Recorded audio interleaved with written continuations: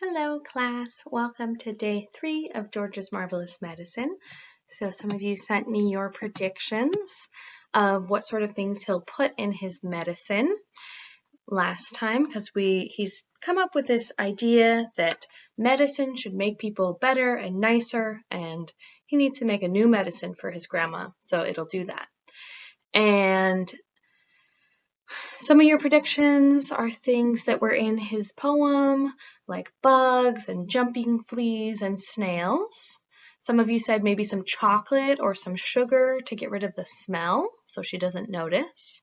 Somebody else said brown paint so it can look like her regular medicine so she doesn't notice. Other people were listing some witch's ingredients or some things around the house like shampoo and toothpaste and dog food. So we'll see if any of those come true in this chapter. Chapter 3. George begins to make the medicine. George took an enormous stewing pot out of the cupboard and placed it on the kitchen table. "George!" came the shrill voice from next door. "What are you doing?" "Nothing, Grandma," he called out. "You needn't think I can't hear you just because you closed the door. You're rattling the pots and pans." "I'm just tidying the kitchen, Grandma." Tidying means cleaning up. Then there was silence. George had absolutely no doubt whatsoever about how he was going to make his famous medicine. I like how he says it's famous already, and he's never even made it. He wasn't going to fool about wondering whether to put in a little bit of this and a little bit of that. Quite simply, he was going to put in everything he could find. There would be no messing about, no hesitating, which means like kind of hemming and hawing and thinking, should I do it? Should I not do it? I'm not so sure. No wondering whether a particular thing would knock the old girl sideways or not. The rule would be this: whatever he saw, if it was runny or powdery or gooey, it went in. In it went. Nobody had ever made a medicine like that before. If it didn't actually cure Grandma, then it would anyway cause some exciting results. It would be worth watching. George decided to work his way around various rooms, one at a time, and see what they had to offer. He would go to the first to the bathroom. There are always lots of funny things in a bathroom. So upstairs he went, carrying the enormous two-handled pot before him. So here is a picture of him carrying the enormous pot.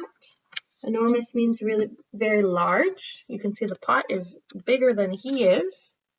It's not taller than him, but it's definitely wider than him. It could hold all sorts of ingredients in there. So he's carrying it upstairs to the bathroom. In the bathroom, he gazed longingly at the famous and dreaded medicine cupboard. But he didn't go near it. It was the only thing in the entire house he was forbidden to touch. Yeah, that's a good rule. Medicines are not something you should mess with. He had made solemn promises to keep to his parents about this. He wasn't going to break them. That's good. He has some boundaries. There were things in there, they had told him, that could actually kill a person. And although he was out to give Grandma a pretty fiery mouthful, he didn't really want a dead body on his hands. George put the stewing pot on the floor and went to work. Number 1 was a bottle labeled Golden Gloss Hair Shampoo. He emptied into the pot. "That ought to wash her tummy nice and clean," he said. He took a full tube of toothpaste and squeezed out the whole lot of it in one long worm. "Maybe that will brighten up those horrid brown teeth of hers," he said. There was an aerosol can of Superfoam shaving soap belonging to his father. George loved playing with aerosols. He pressed the button and kept his finger on it until there was nothing left. So here's a picture of George holding up one of the bottles in the bathroom, deciding to put it in the pot. Because remember his rule, he's not touching the medicine cabinet, but everything else, it's going in.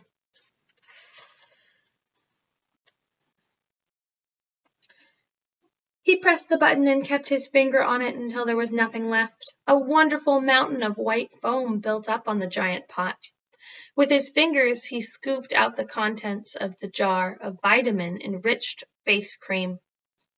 In went a small bottle of scarlet nail polish. If the toothpaste doesn't clean her teeth, George says, then this will paint them as red as roses. He found another jar of creamy stuff labeled hair remover. Smear on your legs, it said, and allow it to remain for 5 minutes. Yeah, once again, remember, we're not making any of this at home. That would not be safe for people. So, fiction story, not true. George tipped it all into the pot. Here's George a picture of George adding some of the bottles and creams and various things into his pot. There was a bottle with yellow stuff inside called Dishworth's famous dandruff cure. In it went. There was something called Brilliant for cleaning false teeth. It was a white powder. In that went, too. He found another aerosol can, Nevermore Ponging Deodorant Spray. Guaranteed, it said, to keep away unpleasant body smells for a whole day. She could use plenty of that, George said as he sprayed the entire can full into the stewing pot. Liquid paraffin, the next one was called. It was a big bottle. He hadn't the faintest idea what it did to you, but he poured it in anyway. Yeah, he's not making the best decisions right now. That, he thought, looking around him, was about all for the bathroom. I wonder what room he might go to next. On his mother's dressing table in the bedroom, George found yet another lovely aerosol can. It was called Helga's Hair Set. Hold 12 inches away from the hair and spray lightly. He squirted the whole lot into the pot. He did enjoy squirting those aerosols. There was a bottle of perfume called Flowers of Turnips. It smelled of old cheese. In it went. And into went a large round box of powder that was called pink plaster. There was a powder puff on top, and he threw that in as well, for luck. He found a couple of lipsticks. He pulled the greasy red thing out of their little cases and added them to the mixture. That's a lot of wasteful ingredients.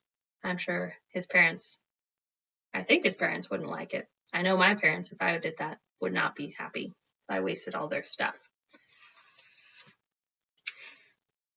The bedroom had nothing more to offer, so George carried the enormous pot downstairs again. Wonder where he's headed next. And trotted off to the laundry room. Yeah, there's nothing you should eat in there. Where the shelves were full of all kinds of household items. The first one he took down was a large box of super white for automatic washing machines. Dirt, it said, will disappear like magic. George didn't know whether Grandma was an automatic or not, but she was certainly a dirty old woman. So she'd better have it all, he said, tipping the whole box full. Then there was a big can. Oh, wait, here's him tipping the detergent while he's in the laundry room. Here's a picture of him pouring in the laundry detergent.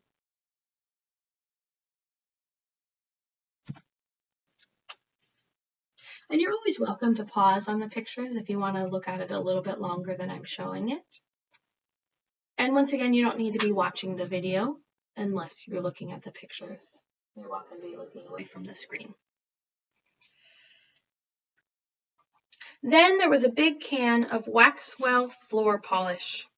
It removes filth and foul messes from your floor and leaves everything shiny and bright, it said.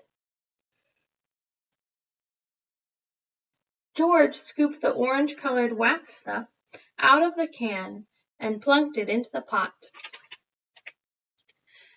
There was a round cardboard carton labeled flea powder for dogs. Keep well away from the dog's food, it said, because this powder, if eaten, will make the dog explode. That seems like a clear warning that you should not put that in Grandma's medicine.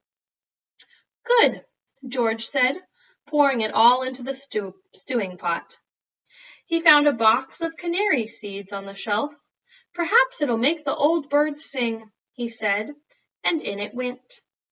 Next, George explored the box with the shoe cleaning materials, brushes and cans and polishing cloths. Well, now, he thought, Grandma's medicine is brown, so my medicine must also be brown, or she'll smell a rat. The way to color it, he decided, would be with brown shoe polish. The large can he chose was labeled dark tan. Splendid! He scooped it all out with an old spoon and plopped it into the pot. How would he stir it? He would stir it up later. On his way back to the kitchen, George saw a bottle of gin on the sideboard. Grandma was very fond of gin. She was always having a small nip of it every evening, so he would give her a treat. He poured in the whole bottle. So he did. Oh, and here's him adding a few more things from the laundry room. Just a couple pictures in the text.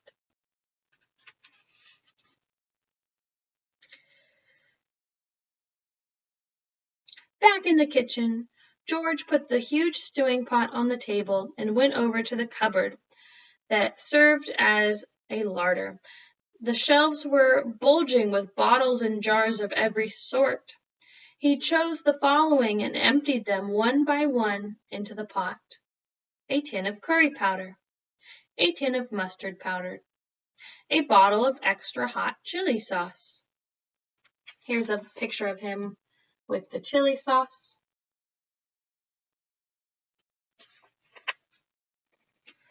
A tin of black peppercorns. Ooh, this is sounding spicy. A bottle of horseradish sauce. Also spicy. There, he said aloud. That should do it. George, came a screechy voice from the next room. Who are you talking to in there? What are you up to? Nothing, Grandma. Absolutely nothing, he called back. Is it time for my medicine yet? No, Grandma, not for about a half an hour. Well, just see you don't forget it. I won't, Grandma, George answered. I promise I won't. So we will end there for today. George is not done yet adding his ingredients. He's going to continue traveling around the house and adding more and more. I wonder what he is going to add next before it's time to give Grandma her medicine. Remember, there's no quiz for the one today. We'll reach another end of another chapter or two before we do another check-in and make another prediction.